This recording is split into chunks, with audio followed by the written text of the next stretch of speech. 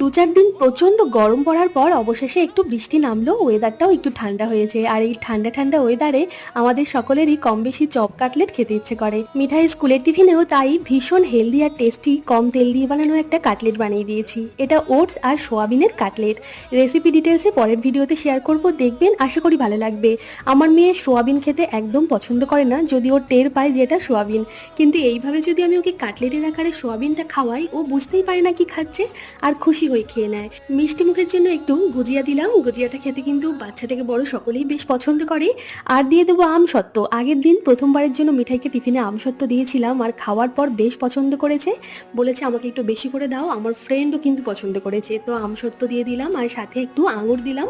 আঙুরটা বাজার থেকে কিনে আনার পর অবশ্যই আমি নুন জলে বেশ কিছুক্ষণ ভিজিয়ে রাখার পর বাচ্চাকে খাওয়াই, আর তার সাথে 1 বোতল জল দিলাম। টিফিন বক্সের আইডিয়া ভালো লাগলে লাইক, কমেন্ট, শেয়ার করতে ভুলবেন না।